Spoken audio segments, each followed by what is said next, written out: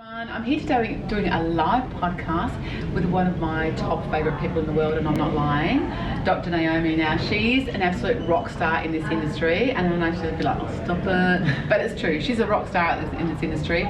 We're here at the Non-Surgical Symposium, and you cannot grab her for 5 minutes because everybody wants a photo and almost an autograph. Have you been asked for autographs as well? No. Okay, seriously. But she's a true rock star. Now, I've often wondered, because like I follow Dr Naomi, and like, you know, I'm not like a fully Instagram addict, although I am kind of a little bit, but so I don't know every single thing she does, but I wonder sometimes, how does she actually manage everyday life? Because like, she's just doing stuff all the time, and I know what it's like to be a mum with kids and running a business, so I want to ask her about hers. So welcome. Thank you. Thank you Great so to much be for here. talking to me. I love speaking with you. Same. So tell me, how do you manage everything? Like, seriously, you do so much. I know. I've got, my diary's packed, but everybody's is, isn't it? You're so right. You're Yeah, so right. everybody lives like that. Mm. So I guess the main thing is I have lots of employees, I have lots of consultants, I outsource everything. Yeah. So I just make sure I get help with everything. Yeah. And like, because I know, like, do you like every minute of every day, are you kind of like, everything you do, does it have to be, does your phone have to be in your hand, and you kind of like, My hand is in my phone probably 40 hours a week at least. Yeah. Yeah. Is that all? Probably maybe more. I was going to say, I don't want seriously, to that's in bed show for people me. my addiction. Yeah, okay. Okay, because I know what it's like for me, and I don't believe that 40 hours at all. Yeah. But, okay. Okay. Yeah, okay, 60. So how does your family feel about it though? Like, do they sort of like, cause, you know, they go like, oh, stop it, would you stop taking a photo? Oh no, it's really hard to get them to be in content. John's cool, he loves to show off, but my kids, no. Yeah. About once a month we'll get some content out of them. Yeah. So no, they don't consent. They hate it. Yeah, right. Yeah, they don't. My daughter's 13 and she doesn't even post on her Instagram. Really? That's amazing. Yeah, all her friends follow me and they know more about my Instagram than she does. Yeah. Although she helps me make it, so often with the photoshopping of silly things or the memes, I'll get her to help me. Yeah, right. Oh, that's good. It's good. I kind of try and do the same thing myself with my family, because I think if you need to get stuff done, if you can get people in your family to actually do it, I mean, why not? Why not? Yeah, totally. Love a job. I work with my son and my daughter, and my other son does work as well, so outsource it to the family. Beautiful. Yeah, awesome. So tell us, so when you first started in the industry, did you always want to do cosmetic surgery? So from the moment I had Botox, how old were you? 26. Well, that was when it arrived. Okay. Here. From that moment, then I just wanted to be a non-surgical doctor. I was already a doctor, I was a resident, but then I was like, that's going to be my life. Mm-hmm. Wow. And I know for a fact, because I'm really good friends with the lady who I think got your first, who put you forward for your first cosmetic job. Corinne, she said, oh yeah, I remember when I started at Heba Davis. Yeah, that's right. So that wasn't my first, that was about my third. Oh, wow. Yeah. And so how long ago did you branch out on your own?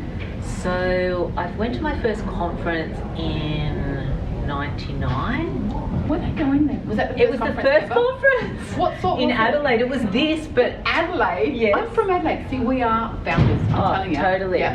And it was tiny. Yeah, right. There was no one there. Yeah. There was no trade there. There were hardly any doctors there. Yeah. It was tiny. So that was my first conference, and then I opened my own in about 2001, so a couple of years later. Yeah, right. And when you opened your own, was that always going to be your plan? Like, or totally. Well, the people I was working for, they were great, but I just wanted to do it my way. Yeah, totally. Yeah. What star sign are you? Sagittarius. So I'm not surprised you're a Sagittarius. So you opened your clinic. Yeah. Where did you first start? Where was your first? I had my first clinic was in the city in Macquarie Street, and I was sharing it with a hair transplant person. And when did you open up the Manse? Because I actually need to come here one day because I have never seen your clinic except That's a for the disgrace. photos. I know. Can you come? I live in Byron. It's a long way. I know. You come to Sydney all the time. I know that. I know, so I do. Come and visit. I'm so going to come. I'm just scared because I'm bound to just get on that chair and say, what can you give me? Of course. I know where you're Let's going. do some I know things. exactly where you're going. And I'm like you, except I love having things done because I've got a husband who's like, whatever you do, just don't touch the face. So I have to do things when he's away. Hang on. So he doesn't mind you doing stuff on the body? Or no, because I had a breast reduction, things. So he doesn't mind that? No, he doesn't mind that because it makes me, because you're beautiful as you are. I know, bless, I know. But anyway, I do it anyway. But yeah. So tell me, so you're saying you had your first Botox injection at 26, and what you...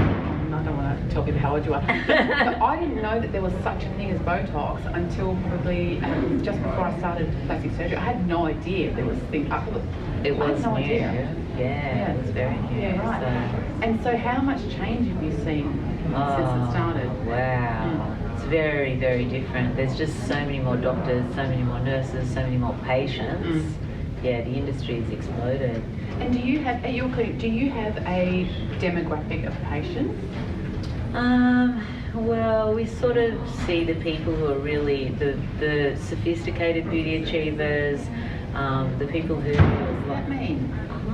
Okay. What's a sophisticated beauty achiever? So I guess they're people who really care about beauty more than the average beauty achiever. So the beauty achievers are people who want to look better. The non-beauty achievers don't care, that kind of person. But we see that people who really care.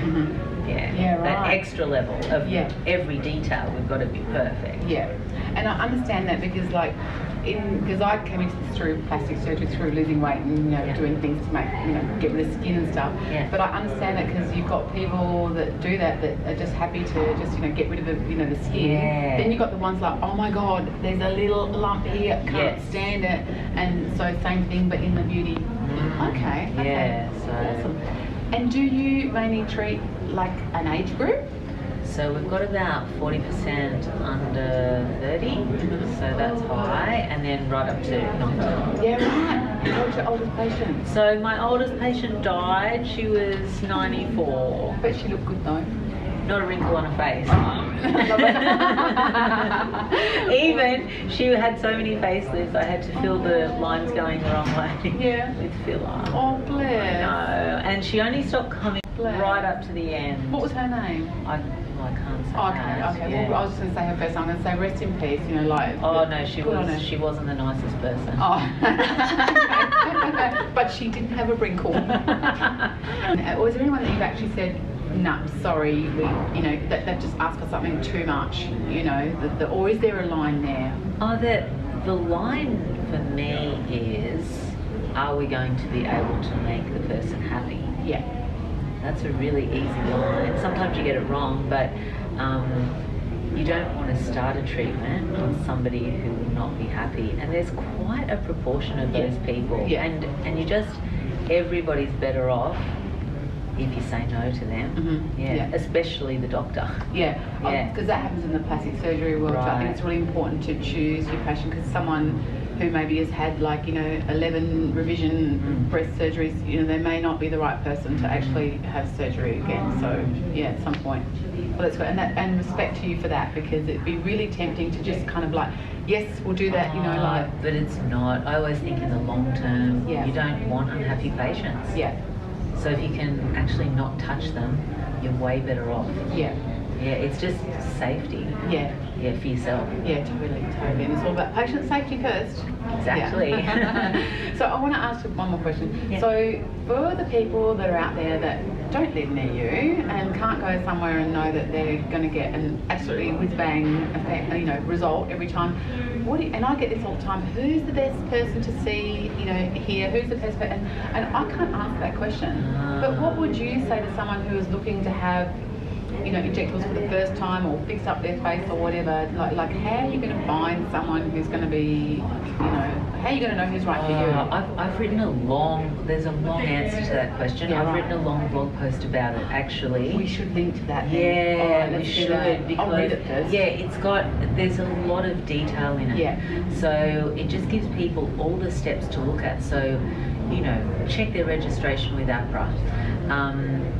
Check how long they've been where they are. Yeah. Check have they got a mobile number or a landline at their clinic? Is Yeah. the doctor's name on the website? Yeah. And then a million other, not a million, but a lot of other questions. And there's so many little red flags to make you think, maybe I shouldn't go there. Yeah. That's And so there's true. usually a lot of them in one. So. And I know for a fact myself, because like over the last probably 5 years, like I walked into clinics and thought, oh my God, like, and seeing people that are actually there, and if that's not what you want, you're not going to go there, but if that's what you want, then that's where you're going to go. So obviously the people that are in the place that you want to go to probably are a reflection of what they're going to get. Definitely. Let's quickly just run through before we go the things that you actually do at your clinic, because I know you do a bunch of. We do lots of All right, so things. injectables. Yeah, we do injectables. lasers. We do lots of lasers. We do threadlets. Yeah. Okay. All so the non-surgical whole- stuff. Penises, which you know. Yeah. Well, we all know penis. I don't know why I know, but I do. Yes, I do know. You interviewed me that before. I didn't mean something else. No, I thought you like penises that I know, like a bit of, yeah. No, and it's true that in itself is a massive growing treatment, because I did an interview with someone because I sort of thought, who wants to get injectables, and I spoke to a guy that was a 50-year-old guy who'd had it done, and because I sort of thought, oh, who's this going to be? And it was just like a normal guy who just wanted to please his wife a bit more. It wasn't any weird story, and he was so genuine, nice to talk to. I thought, oh my God, why not? We're doing our lips, why not? Yeah, it really helps them. Yeah, totally. It changed their whole life. Yeah. Thank you so much for joining us today.